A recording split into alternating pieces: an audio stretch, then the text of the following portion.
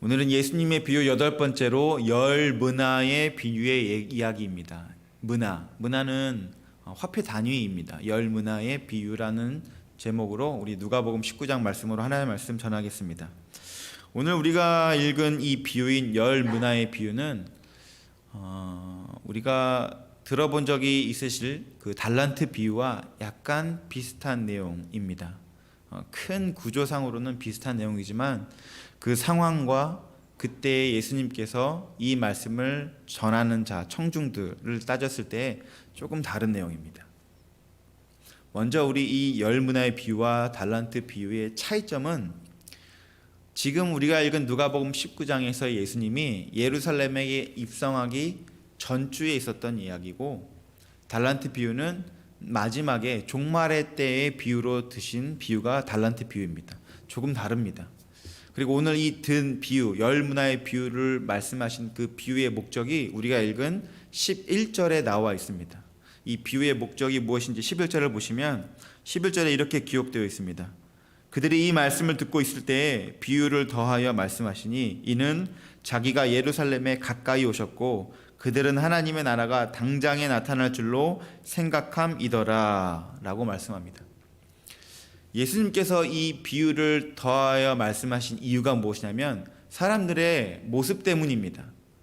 사람들의 모습이 어떠했는지를 보니까 오늘 본문은 뭐라고 그러냐면 예루살렘에 가까이 왔고 하나님의 나라가 이제 곧 나타나겠다라는 기대감이 모든 군중들 사이에 증폭되고 있을 때, 이 사람들이 지금 오해하는구나, 하나님의 나라에 대해서 사람들이, 제자들이 잘못 생각하고 있구나 라고 예수님께서 생각하시면서 이 문화의 비유를 말씀하신 것입니다.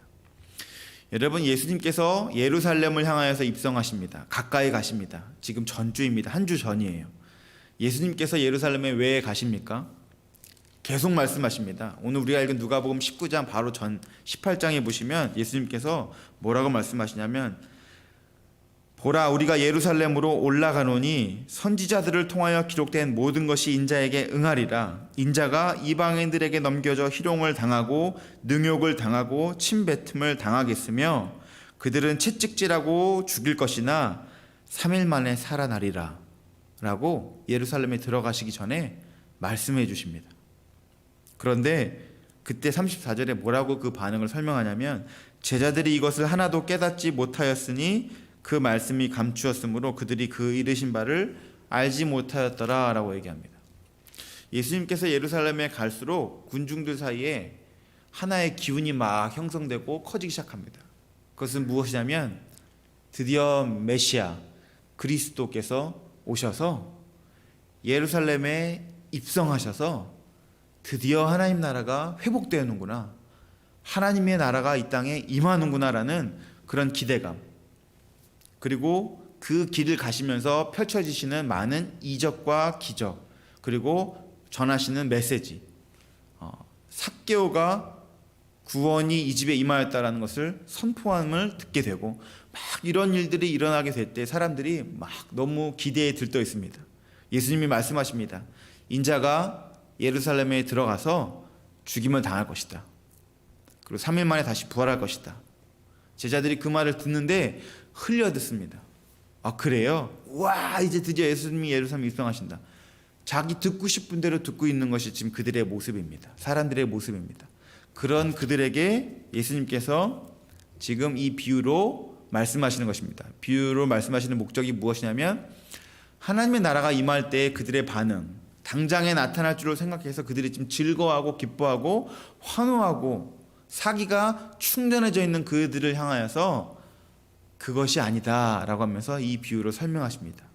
그러면서 이 열 문화의 비유를 설명하시는데, 비유의 내용은, 구조는 이렇습니다. 우리가 쭉 읽어왔지만 정리하면 한 귀인이 왕위를 받기 위해서 먼 나라로 떠나게 됩니다. 떠나면서 종 10명을 불러서 열 문화를 각자 한 사람당 한 문화씩 나눠줍니다. 그러면서 그들에게 명령합니다. 장사해라. 장사해라라고 명령하고 돌아와서 보고를 받습니다.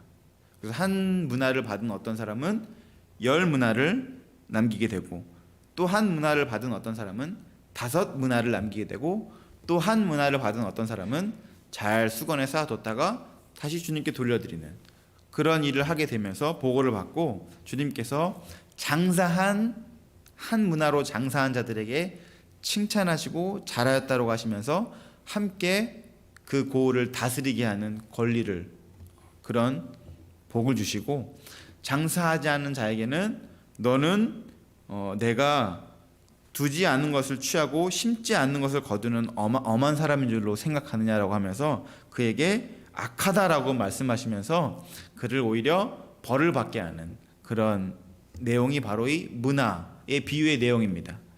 우리가 이 문화의 비유가 참 많은 오해가 생기게 하고 많은 내용들을 또 다루고 있어서 비유를 이해하는 게, 이 비유를 통해서 그래서 주님이 딱 하시고 싶은 말씀은 무엇이지라는 것이 사실은 여러 가지 이야기가 있습니다. 그런데 그 중에서 이 비유의 가장 원래 근본적인 목적이 무엇인가 라는 것을 얘기하자면, 그것은 하나님의 나라가 당장에 나타날 줄로 생각하는 그들에게 오히려 이 비유를 말씀하시면서 다시 돌아올 왕을 위하여서 장사하는 것이 칭찬받는 삶이다라는 것이 비유의 목적입니다. 그러니까 비유는 다시 말해서 장사하라는 것입니다.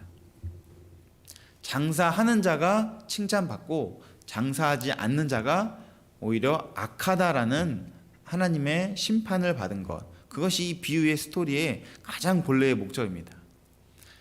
그러니까 지금 제자들은 이제 예수님 나라가 당장에 임하여서 모든 것이 끝났어 라는 그런 기분에 들떠 있고 취해 있는 그들에게, 아니 너희들에게 문화를 맡겨고 그리고 장사하게 할 거야 라는 그 비유를 말씀하는 것입니다. 우리가 이 비유를 통해서 그러면 장사함이 도대체 구체적으로 어떻게 우리 삶에 적용해야 되는 비유의 내용인지 좀 오늘 이 비유에서 그 내용을 살펴볼 것입니다. 먼저 주님께서 장사라는 비유를 이 주인을 통해서 열 문화를 주실 때 제일 먼저 우리가 살펴봐야 될 것이 무엇이냐면 바로 이 문화의 독특한 비유의 특징인데, 10명에게 열 문화를 각각 하나씩 나눠 주었다는 것입니다.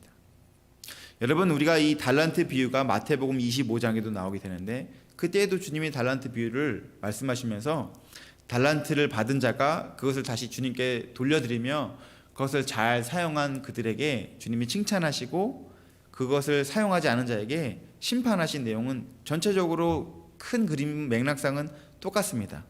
그런데 이 문화의 비유와 달란트 비유의 차이점은 무엇이냐면, 달란트 비유는 능력대로 다르게 받았습니다.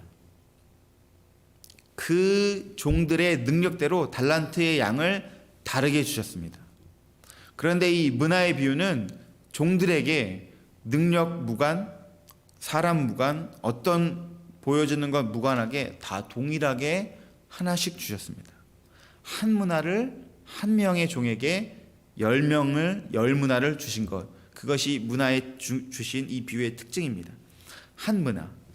여러분, 달란트라는 것은 그 시대에 썼던 단위 중에 가장 큰 단위입니다. 어마어마한 것을 주신 거예요.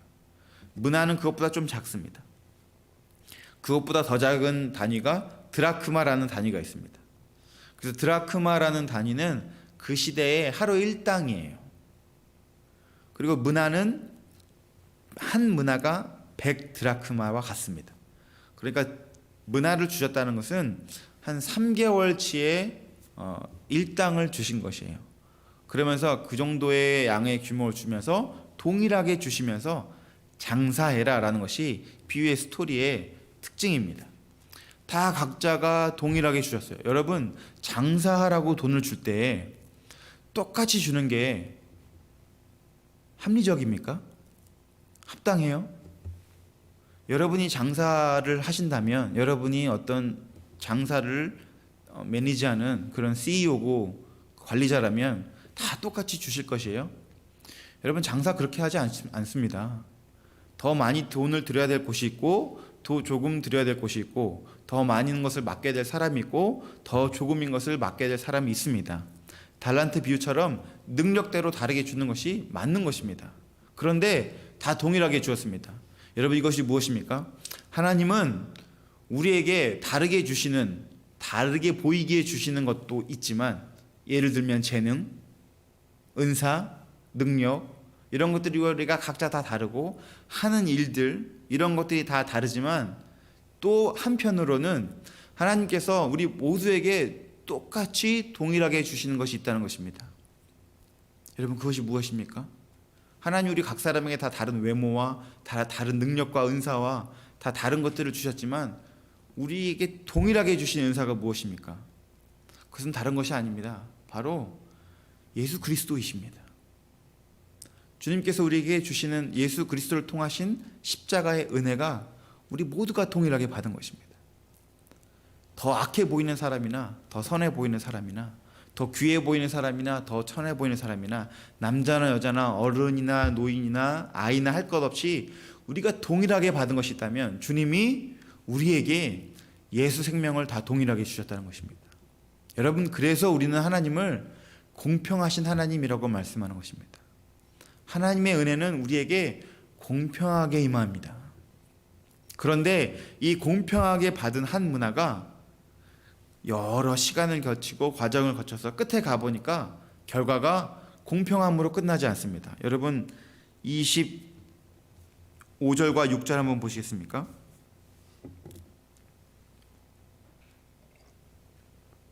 25절 6절 제가 읽겠습니다. 그들이 이르되 주여 그에게 이미 열 문화가 있나이다. 주인이 이르되 내가 너희에게 말하노니 무릇 있는 자는 받겠고 없는 자는 그 있는 것도 빼앗기리라.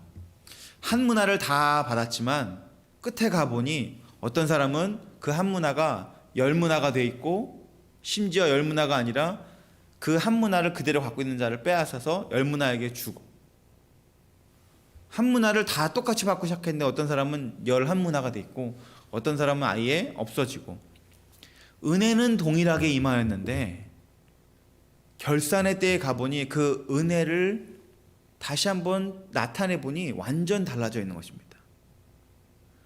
여러분 이것이 이 비유가 하나님 나라를 기다리는 우리에게 도대체 무엇을 말씀하는 것입니까? 여러분 하나님 나라가 임하게 될 때 그 하나님 나라 때문에 내가 얻게 되는 그 기쁨의 양이 완전히 다른 것으로 나타나게 된다는 것이 이 비유의 특징입니다. 주님을 향하여서 내가 어떻게 내 삶을 드렸는지가 그 은혜의 결산 때 확연하게 다르게 나타난다는 것입니다. 여러분 우리의 삶을 좀 돌아보시면서 주의 나라가 임할 때의 나의 삶, 나의 기쁨 이런 것으로 한번 주제를 정해서 한번 묵상해 보십시오. 여러분 정말로 주의 나라가 임한다면 그때를 기뻐하시면서 학수고대하시면서 사모하시면서 서 계시겠습니까? 여러분 지금 그들이 예루살렘에 입성하는 예수님을 보면서 기뻐하고 있습니다. 근데 주님이 그 기쁨 아니야. 그 기쁨이 아니야. 오히려 하나님 나라 임할 때의 기쁨을 얻는 자는 무엇이냐면 장사하여서 얻는 그 기쁨이야. 주님께서 나에게 맡기신 한 문화, 예수 그리스도의 십자가의 은혜를 가지고서 살아가는 그 기쁨이 넘치는 자, 그게 마지막 때의 왕으로서 이 땅에 오실 예수님께서 하나님 나라에 임하실 때의 왕권을 다시 회복하실 그때에 내가 얻을 기쁨의 양이야 라고 말씀하는 것입니다. 쉽게 말해서 이런 것입니다.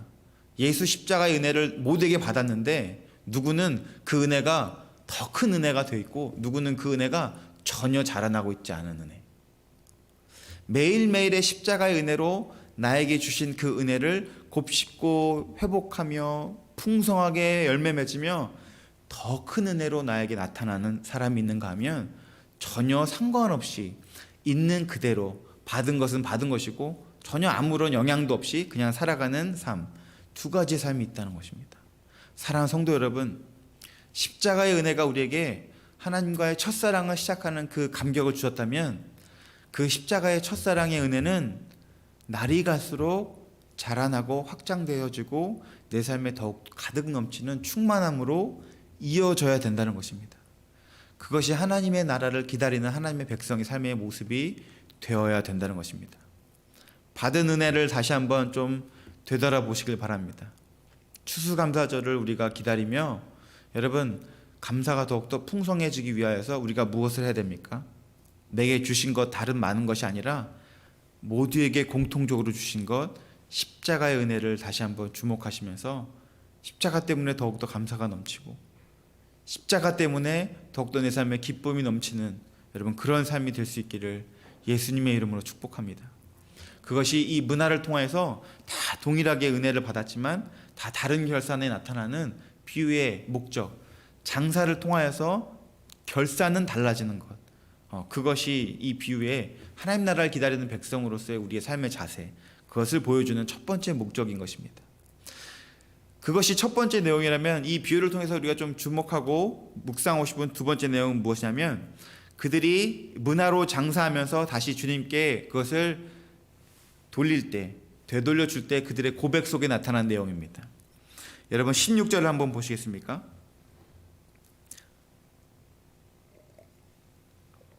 귀인이 왕위를 받아가지고 돌아와서 장사를 보고받을 때 그 보고의 내용입니다. 16절 보시면 첫째가 나와 이르되 주인이여 당신의 한 문화로 10문화를 남겼습니다.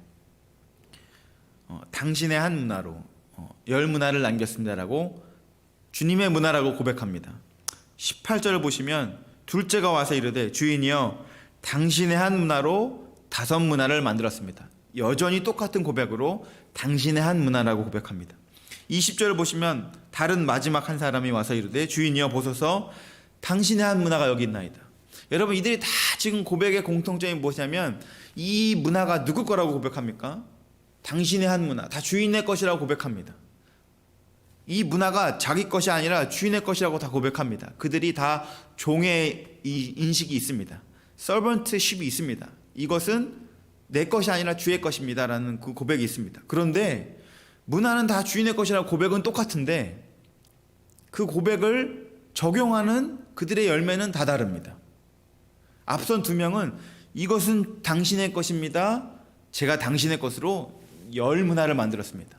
이것은 당신의 것입니다, 그래서 제가 당신의 것으로 5문화를 남겼습니다. 이것은 당신의 것입니다, 그래서 여기 있습니다. 적용이 다릅니다. 앞선 사람들은 주의 것이기 때문에 그것으로 열심히 장사하여서 주님께 드렸고, 마지막 사람은 주의 것이라서 그냥 주님께 다시 드렸습니다. 여러분 이게 이 비유의 포인트의 두 번째 내용입니다.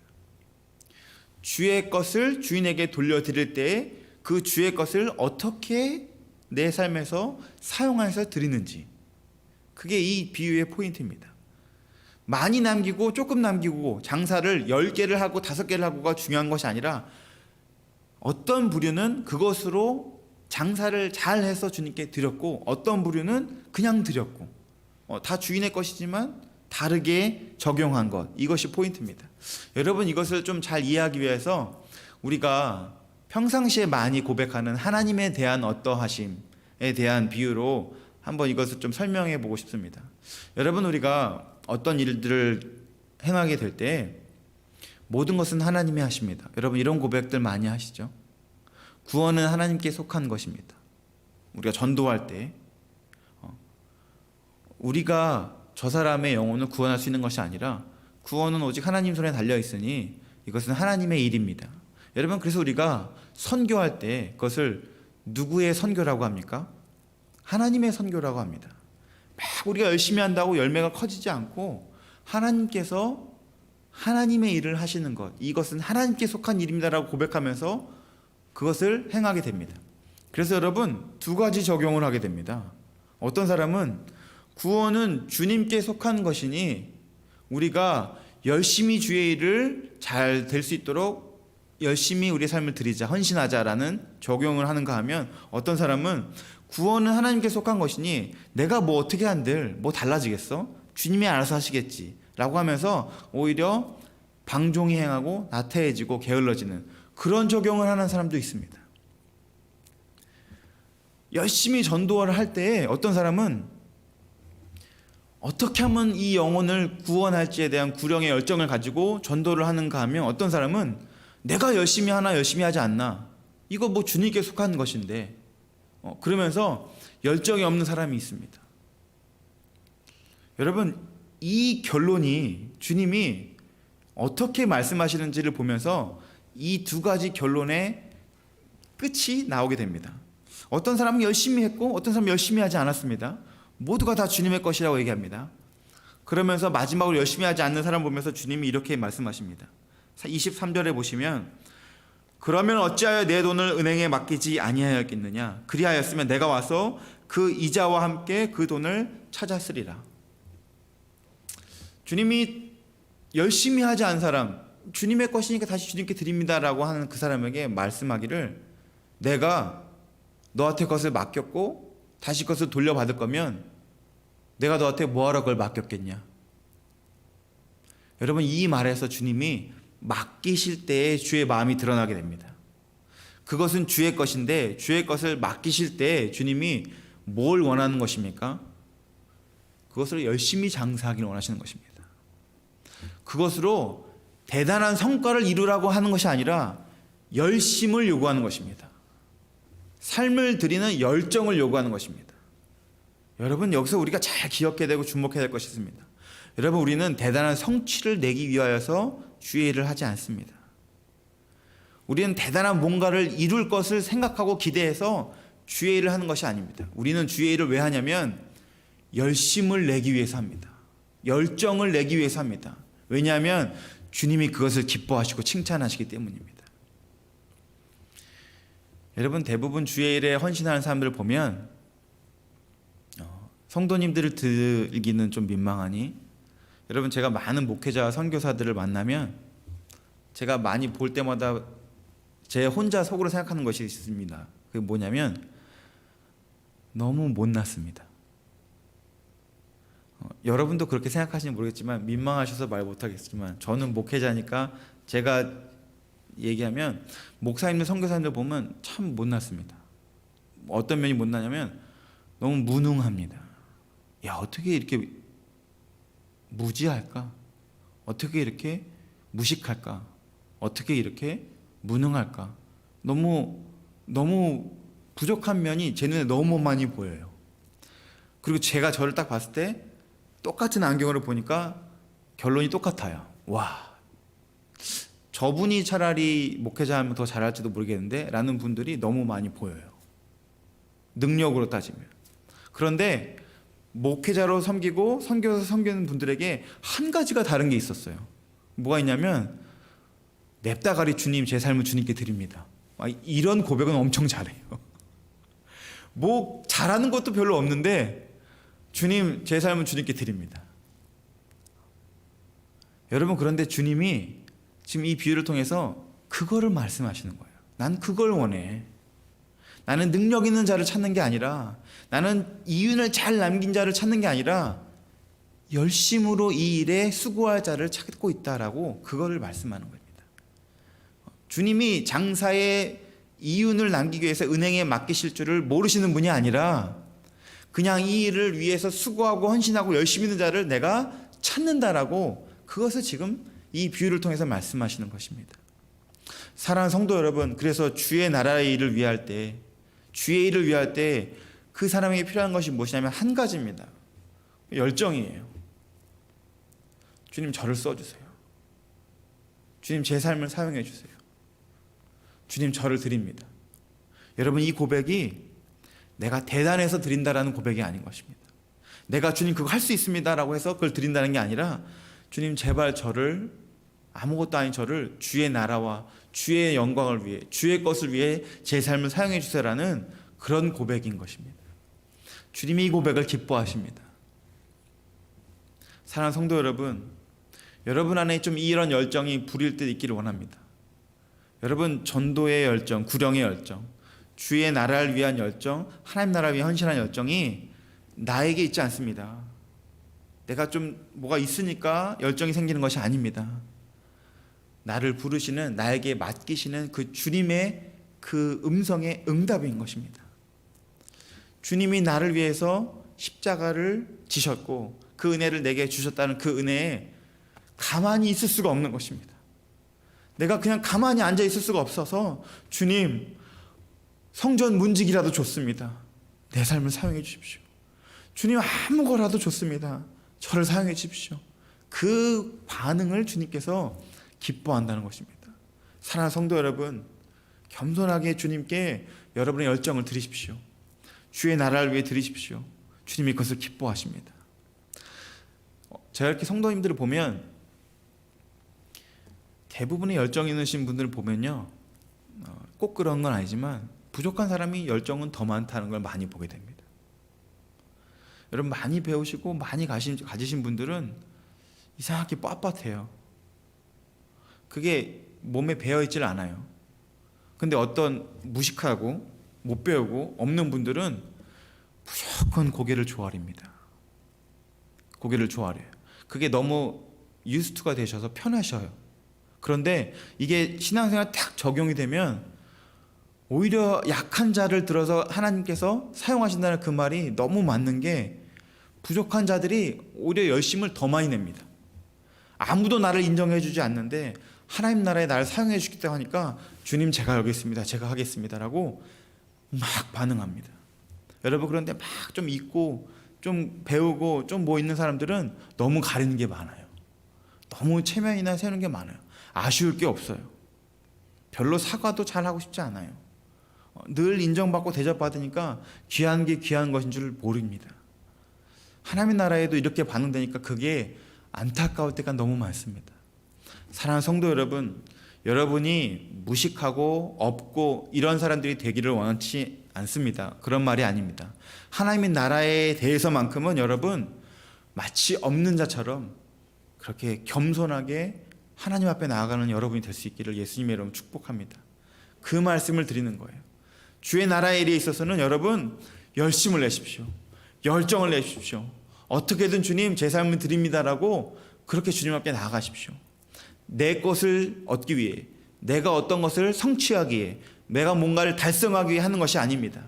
여러분, 10문화를 드린 자가 10고을을 차지하는 권세를 받고, 5문화를 드린 자가 5마을을 다스리는 권세를 받습니다. 여러분, 그게 목적이 아닌 것입니다. 그들이 그것을 얻기 위하여서, 왕을 위하여서 장사하는 게 아닙니다. 왕의 것이기 때문에, 그 가치를 알기 때문에 열심히 한 것입니다. 우리에게 그 마음이 필요하다는 것입니다. 주님이 주의 나라를 위해서 우리에게 십자가 복음을 주셨습니다. 여러분이 얼토당토하는 이 부르심 앞에 누가 반응하시겠습니까? 누가 기쁨으로 열정으로 주님, 제가 제 삶을 드립니다라고 그렇게 헌신하겠습니까? 주님이 그 도전을 우리에게 이 비유로 말씀하는 것입니다. 사랑하는 성도 여러분, 주님이 우리에게 귀한 것을 맡기셨습니다. 주의 것을 맡기셨습니다. 여러분, 어떻게 반응하시겠습니까? 이 부르심에 열정으로 헌신하시는 저 여러분 될 수 있기를 예수님의 이름으로 축복합니다. 그것이 비유의 두 번째 내용, 주님의 문화입니다 라는 고백 속에서 나타나는 마땅히 우리가 행해야 될 반응의 모습, 주의 것을 주님을 위하여서 열심으로 장사한 그런 모습인 것입니다. 마지막으로 이 비유를 통해서 우리 한 가지 더 묵상하고 싶은 내용은 그들이 어떠한 상황에서 장사하였는가입니다. 14절 보시겠습니다. 14절 말씀 우리 같이 한번 읽어볼까요? 14절 시작. 그런데 그 백성이 그를 미워하여 사자를 뒤로 보내어 이르되 우리는 이 사람이 우리의 왕됨을 원하지 아니하나이다 하였더라. 굉장히 중요한 내용입니다. 귀인이 왕이 되기 위하여서 먼 나라로 갑니다. 그러면서 종들에게 장사하라고 문화를 줍니다. 그런데 종들이 장사하려고 봤더니 장사를 누구한테 합니까? 백성한테 하는 것이죠. 백성들이 그 귀인을 향하여서 어떤 태도입니까? 백성이 그를 미워하여 사자를 뒤로 보내어 우리는 이 사람이 우리의 왕됨을 원하지 않습니다 라는 것이 배경입니다. 장사를 하려고 봤더니 장사 누구 장사입니까? 귀인을 위한 장사예요. 근데 귀인을 위한 장사를 하려고 봤더니 모두가 다 지금 그 귀인을 싫어합니다. 그러니까 장사를 하려면 입소문이 좋아야 되고, 장사를 하려면 파는 고객들이 그 장사를 기뻐해 줘야 잘 되는 건데, 장사하려고 봤더니 분위기가 좋지 않습니다. 백성들이 싫어합니다. 여러분, 참 이게 그 당시 시대적인 상황을 잘 드러내는 비유입니다. 우리는 이 비유의 컨텍스트를 보면 이게 뭐지? 라고 하는데, 그 당시에 그 시대를 다스리고 있는 왕을 딱 떠올리면 예수님이 약간 비유로 빗대어서 설명한 거예요. 여러분, 예수님께서 태어나실 때 그 지역을 다스리는 왕이 헤롯이라는 사람이었습니다. 헤롯 대왕이라는 사람이었어요. 그래서 그가 동방박사들이 예수님께 와서 경배하겠다고 하니 2살 이하의 남자아이를 모두 죽이라는 명령을 내립니다. 그러니까 그 시대에 다스리는 왕이 헤롯이에요. 그런데 사실 헤롯은 왕이긴 하지만 속국이었죠. 그 시대를 다스리는 그 지역의 진짜 왕은 가이사였습니다. 로마 아우구스투스 왕이라는 가이사가 헤롯에게 그 지역을 통치할 수 있는 권세를 위임한 거예요. 그래서 그가 왕이 된 거죠. 그래서 그 당시에 왕이 되기 위해서는 귀인이 먼 나라로 간다라는 비유가 뭐냐면 로마의 가이사 앞에 가서 익명받고 오는 것을 의미하는 거예요. 그런데 이 헤롯 왕이 그 시대의 그 지역을, 팔레스타인 지역을 다스리는 헤롯 대왕이 폭군이었어요. 악하였어요. 2살 아이의 남자를 다 죽이겠다는데 누가 그런 왕을 좋아하겠습니까? 그리고 굉장히 음란하였고, 그리고 이 출생이 유대인들이 싫어하는 출생이었어요. 유대인이 아닌데 유대 지역을 다스리는 거예요. 그리고 사마리아인이 어머니고, 막 아무튼 유대인들이 막 싫어하는 조건은 다 가지고 있었습니다. 그런데 그가 죽고 그의 뒤를 이어서 그의 아들이 왕이 되려고 헤롯 왕 중에 세 왕이 있었는데 아킬라스, 안디오, 그리고 빌립이라는 왕이 있었어요. 그런데 그 왕이 또 로마에 가서 왕을 받으러 가니까 실제로 그 시대 지역에 다스리는 유대인 사람들이 이 왕을 원치 않습니다라고 해서 사신을 보낸 게 실제 그 시대에 일어난 일입니다. 그래서 헤롯 대왕의 아들인 헤롯 아킬라오가 와서 모든 사람들을 멸살해버리는 악행을 저질러요. 감히 나를 반대해? 그러면서 폭군이 되어버립니다.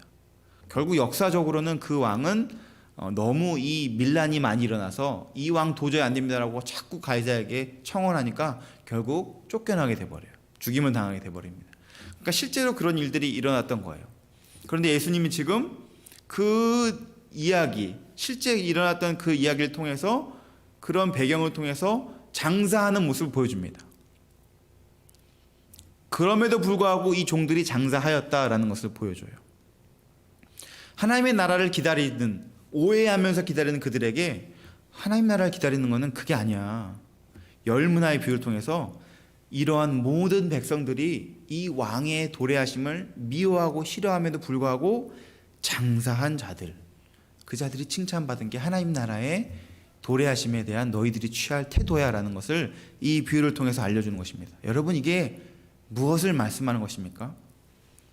우리가 모든 이에게 동일하게 주신 한 문화의 은혜를 통해서 예수 그리스도의 복음을 받은 자, 십자가의 은혜를 받은 자라는 것을 나눴죠.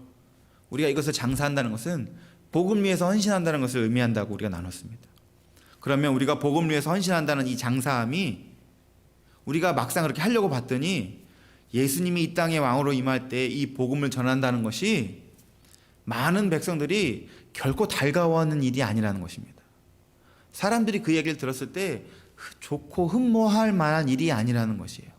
그런데 그럼에도 불구하고 어떤 종들은 장사하여서 좋은 이문을 남긴 것, 그런 착하고 신실하고 충성된 종들에 대한 비유가 바로 이 장사한 자들의 비유인 것입니다. 우리에게 동일한 이 비유로 동일한 도전을 주시는 것입니다. 우리가 장사할 때 상황과 환경이 어려울지라도 복음을 위하여서 헌신하겠는가? 복음을 위하여서 나의 삶을 드리겠는가?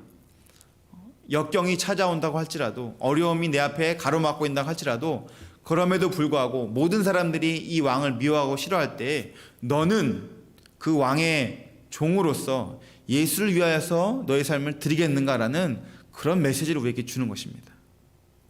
사랑하는 성도 여러분, 우리가 복음을 위하여 헌신할 때 사람들이 막 환영하고 환호하고 와, 당신 대단하십니다, 이런 것을 기대하면서 우리가 우리의 삶을 드린다는 것이 아닙니다. 사람들이 오히려 그 일을 못마땅하게 여길 수 있습니다. 아무도 그 일에 대해서 칭찬하지 않을 수 있습니다. 여러분, 무엇이 우리를 이 일로 가능하게 하는 것입니까? 사람들이 아니라 왕으로 귀환하실 나의 주인을 위해서 하는 것입니다. 장사하는 것은, 복음을 위해서 헌신하는 것은 내가 지금 칭찬받기 위한 것이 아니라 지금이 아닌 주님이 이 땅에 오실 때, 주인이 이 땅에 귀환하실 때 그때를 위하여서 내가 내 삶을 드리는 것입니다. 여러분, 그래서 우리는 우리의 시선을 지금 내 앞에 닥쳐있는 이 문제, 어려움, 상황, 환경 속에 두지 않고 오실 나의 종 예수, 나의 주 예수 그리스도, 그분께 두는 훈련을 자꾸 해야 됩니다. 여러분, 그렇게 내 삶에 내 시선을 고정하는 것을 자꾸 결정하고 결단하고 훈련할 때 내가 비로소 문제와 상황과 환경이 나를 막을지라도 나는 계속 장사, 나는 계속 주인의 것을 위해서 내 삶을 드리는 것, 그런 열매로 우리의 삶을 나아가게 된다는 것입니다. 사랑하는 성도 여러분, 기억하십시오. 좋은 상황에서 장사하라고 맡기지 않으셨습니다. 어려운 상황 속에서도 장사하라고 그들에게 귀한 것을 맡기셨습니다. 우리에게 동일합니다. 우리에게 좋지 않은 상황일지라도 여러분, 장사하심을 맡기는, 장사하라는 것을 맡기는 주님의 음성에 귀 기울이시고 주님의 부탁하심에 마음을 두셔서 상황과 환경을 결론 삼지 마시고 그것을 뛰어넘어 주님을 위하여서 우리의 삶을 드릴 수 있는 저 여러분이 될 수 있기를 예수님의 이름으로 축복합니다. 그것이 마지막 비유의 내용인 것입니다. 오늘 열 문화의 비유를 통해서 좀 다시 한번 우리의 삶을 재조정할 수 있기를 바랍니다.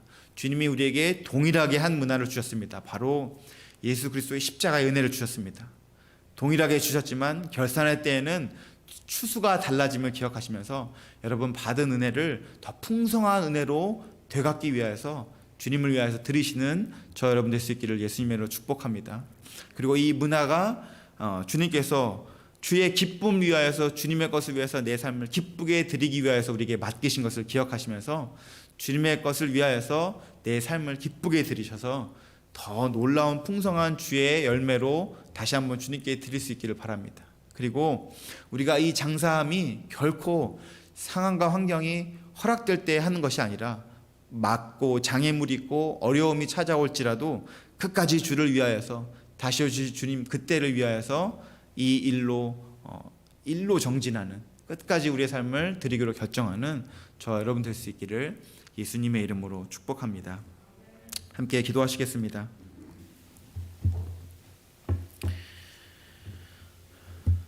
참 좋으신 하나님 아버지, 감사합니다. 오늘도 귀한 말씀 앞에 다시 한번 우리를 세워주시고 주의 음성을 듣게 하시니 감사합니다.